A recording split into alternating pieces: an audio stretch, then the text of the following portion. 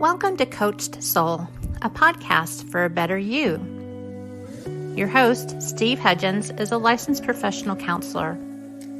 On a non-emergency basis, you may contact them at area code 918-280-8690 or coachsoul.com to provide them with new topics, feedback, or to request an appearance on the show. And now, here's your host, Steve Hudgens. Hey, welcome back to Coach Soul. And it has been some great weather that I've been enjoying here in Oklahoma. Kenya, how's the weather there in Tennessee? It's been wonderful, yet today it's a little rainy, and I'm sure the plants are happy. I'm sure they're happy. We've had a lot of rain here as well, but today it's sunny, and boy, that harvest full moon was full. Incredible. And I can always tell when a full moon is happening how people drive. Right. And when I work for an inpatient hospital, I can tell when we're going to have an influx. And now that I'm private practice, I still have an influx by having 10 to 15 calls more than usual. Isn't that something? Wow. So I wonder if it has to do with something with, I know how the moon affects the water because the body is made up, 70% water. And so if the moon affects the water, it's amazing how it affects us. And then how we think, oh, what a great segue, Kenya. Oh my goodness. Okay, so here's the Internal thing. dialogue. I love that you're bringing that up because nobody can deny the power of the moons, especially the full moon. And I know we're getting to internal dialogue here, but I feel like this is like the most practical example. My grandmother never had one day out in school, and yet she grew up farming. And anytime that the moon would change, she knew this is the time to plant. This is the time to seed. This is the time to harvest. You don't seed in this moon. You seed in the other moon. Like she knew everything based on the moons and how things hatch, literally, like parasites will hatch on full moon. Our energies will expand in such a way that we're more open for both frequencies, like the higher frequencies and the lower frequencies. So that's why the environment which you receive the full moon is incredibly important. The awareness of it, right? And the water in the body that you mentioned, of course. I mean, we're made of if you're in balance with your body, we're over 70% water. So of course things are stirring up and moving in a way that you're calling to put more attention into self and spirit, that alignment. And if you don't take the invitation, then you're going to be moody. You are going to be off track. You are going to be impatient. Or if you are in alignment and awareness, you actually expand, you deepen your groundness, you become a better listener. So you can't really blame the full moon. I just want to put it out there that this is not like, oh, it's because it's no. How are you in your body? How are you?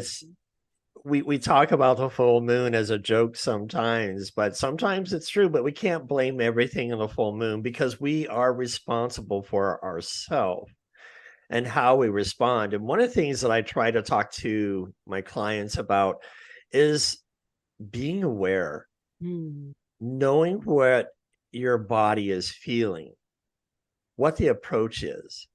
And so when I talk to them, I'm like, well, how do I know where I am in my thought process or how I'm feeling or where? And I say, as if you heard the podcast before, Kenya says, stop before you process and go through that threshold with your husband or whomever.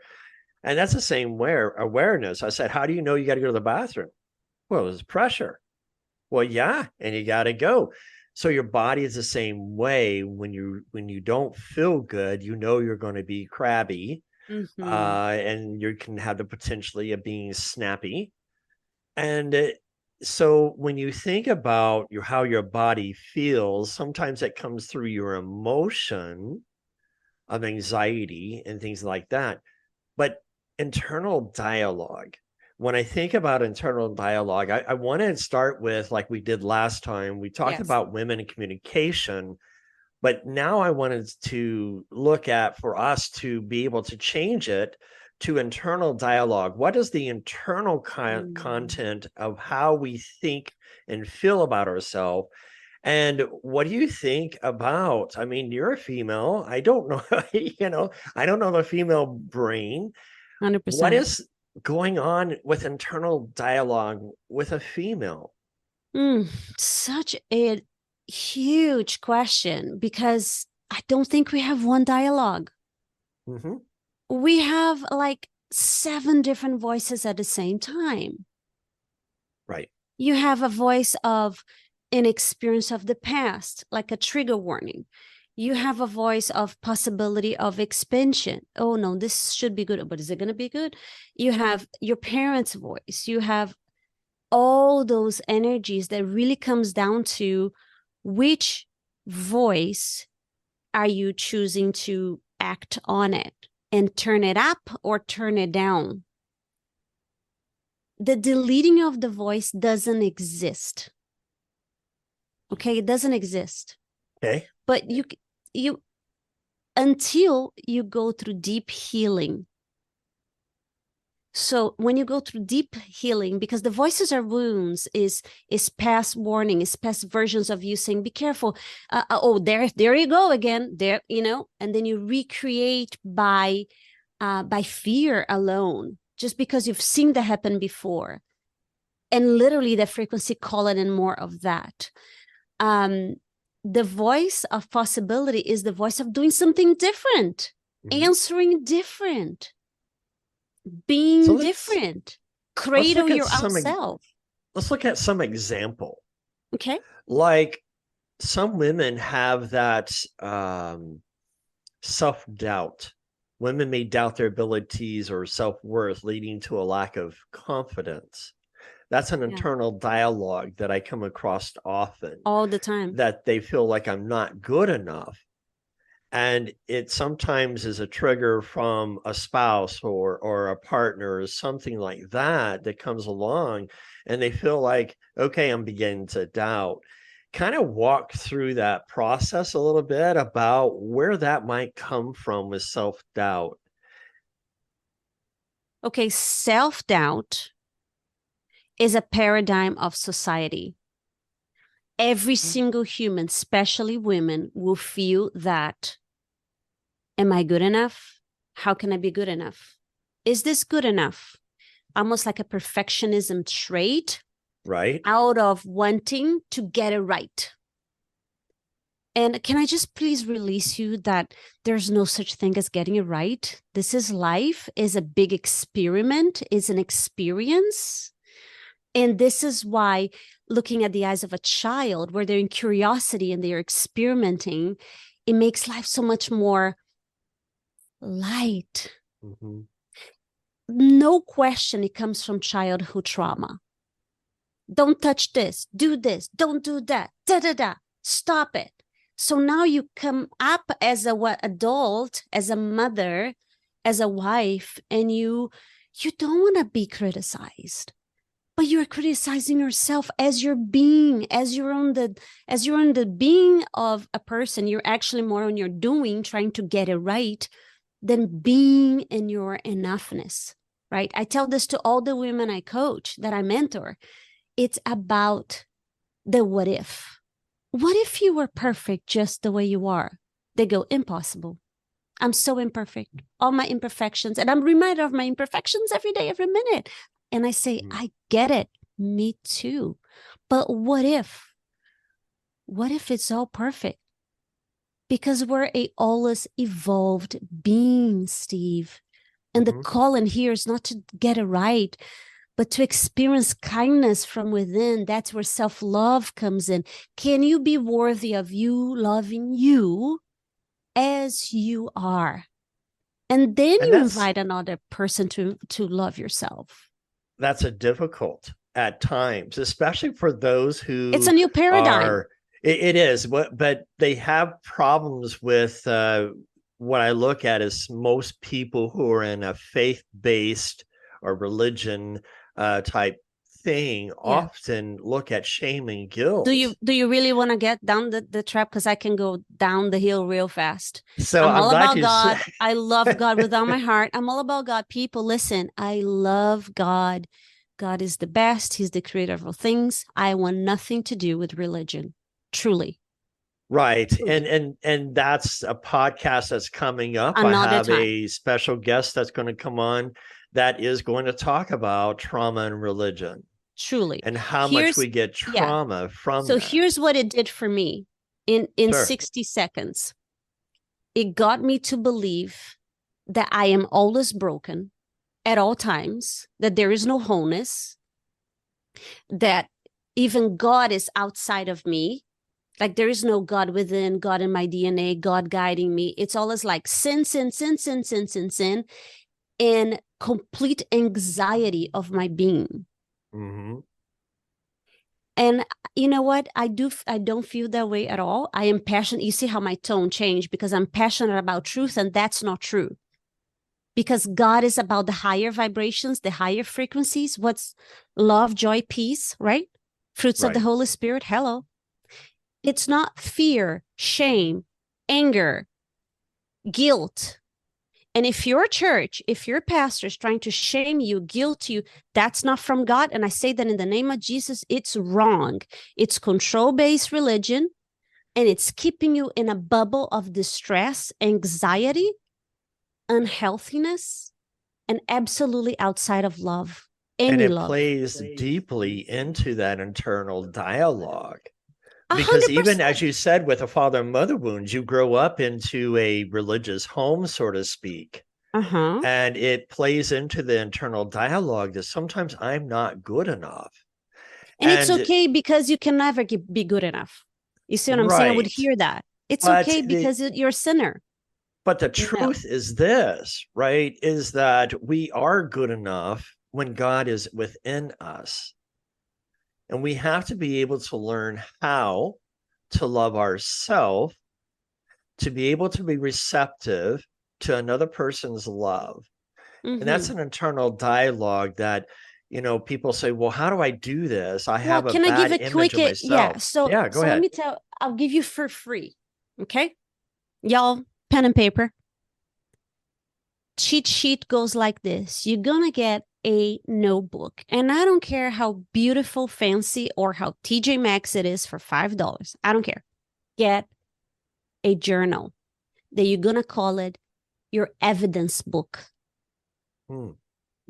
Because you're human, my human, and you're human. The suit that we're wearing right now, we like evidence. And because our parents said so many times, their voices becomes an evidence, if you will. And what I'm telling you, for you to take control of enriching and recreating your life by gathering evidence of how beautiful you are, how perfect you are, how aligned you are, how grounded you are, how special you are, how loved you are. Every time that something reminds you that, you write it down, and it becomes you. In the moment that you're in doubt, you go back, read your book of evidence. So when you think about that, I want to dive a little deeper. So I have mentioned a couple times with my patients, they say, well, I'm very anxious, or, you know, my speaking to my partner is not very healthy. And people who have anxiety have said, look, do a journal. Find something that you're thankful for and start focusing on what the thankfulness is about, and not focus on what you don't have. And I've seen changes in my clients that do that. But 100%. When you say evidence-based, how do you help women who have this internal dialogue about how they see themselves with, you know, perfectionism or imposter syndrome, or they try to compare, or there's self-doubt? How do you get them to find this evidence and write that down? How do you help first them of all, they need to want it. Do they want it? Because what happened is this, beautiful women and men that is listening to right now, you might say you want to, but it's your comfort zone to be in anxiety. It's your comfort zone. It has been your home frequency for maybe years. So it is scary to release the perfectionism. It's scary to release the anger, the frustration. It's because you're used to it. Like literally your body's used to it. Okay, so let me tell you this. I like separating our body through just thinking about when you wash a new pair of jeans, right? And now it will shrink. You put it on, it's going to be a little tight. That's how it feels when you try something new in your body. It feels a little tight. It feels a little uncomfortable. But is that okay to live the life the way it is right now? Or would you really welcome change? Even if it would be a little uncomfortable, because let me tell you right now, it will be uncomfortable. So after you say, you know what? Yes, because this is truly not working. I'm on medication. I'm unhealthy. My relationships with my kids are no good. My relationship with my husband, my relationship with myself. So yes, so please take a vow on yourself. And the evidence I'm talking about is not really outside. Is, you know what? Today, instead of going straight for the coffee, I drink a cup of water. Evidence that I'm taking care of me. You see, I'm all about gratitude, Steve. A gratitude journal is companion to the book of evidence. I'm talking about a book of evidence that you are writing your story. This is how I am committed to becoming the best version of me now. So what do you think about a letter to your future self? I do that all the time. Right. All or the you time. write to your younger self. It's Okay, recognition of where letter you are. to my younger self would be an exercise of cratering. Okay. We do that doing the exercises of mother wound in our mastermind. So explain and what that we a little do, bit. yeah, what we do is this. How about you going back as a wise woman, as a wise man, and go look at that version of you that was hurt, wounded, that was not parented in your vision, right? Knowing that your parents were doing your best, we're releasing the parents, but this truly, it's about honoring your inner child's pain and what she or him have been through. And you really honor and you say how much it hurt. And you go there and you do the work in writing. And you acknowledge that. And suddenly that writing is becoming the evidence that we're talking about. How you are not resisting your pain anymore. How you're not trying to avoid and say, no, I don't have it. It doesn't exist. Yes, it does. It hurts. If you touch it, feels like a bruise. Ouchie, ouchie. You get triggered all the time because of it. But when you acknowledge and you shed a light, and then you mother yourself back. Like, this is how I would want my mother to hug me and acknowledge me and see me. And you offer that to yourself. It truly releases energy like the full moon that we started the conversation. Because past, present, and future is happening all at the same time. And this is quantum talk. We can talk about that another time. But it is not just a make-believe. You truly are loving that version of yourself now and giving to her what she needs, what she needed. And she still does. That's why you're in pain. So when you think about, a lot of people don't want to go and look at these wounds because they're so hurtful, impactful. Yeah. But those thoughts, all these wounds also develop into the language that we use on ourselves and others. Yeah. And it's how we need to work and address being uncomfortable and being able to explore new realms. The way I look at it is it's having to walk on faith into a new direction. I think in the 100%. movie Indiana Jones, in the search of the Holy Grail, and there's this big chasm that he's got to cross, but there's nothing there. But he remembers this saying and he repeats it over and finally gets it and takes this step and realizes he's not falling. There is a bridge that was invisible that he finally saw. Now, I like that version because Yes, I he remember that. crosses over, right, to the other side, throws dirt down so he can see the bridge Yeah. as he comes out of there if he needs to run and escape. I believe this is the same way with our mind, that if we can jump out or just walk in faith, so to speak, I wouldn't jump, but just walk in faith, right? And being able to take that baby step in a direction that I'm going to do something healthy. Yes, it's going to be different, but I'm going to walk in healthiness, test it out. It's almost like getting acclimated to cold water. Yes. That freezing cold water, oh my gosh, it's so shocking. In college, my buddy and I, we took a swimming class in college and we got up there and it's like February. Inside the gym was this nice size, Olympic size pool. And the coach goes, we're not canceling class. The water heater has broken and the water's about 50 degrees. You're going to have to jump in. And we're like, no, coach. Yes, in order to pass this class, you're going to have to learn, because what happens in real life? And you get into that situation, how are you going to get used to it? And he made the comment that if you swim, you'll get used to the cold. I think it took us about 2 or 3 laps around the pool to realize we got warm.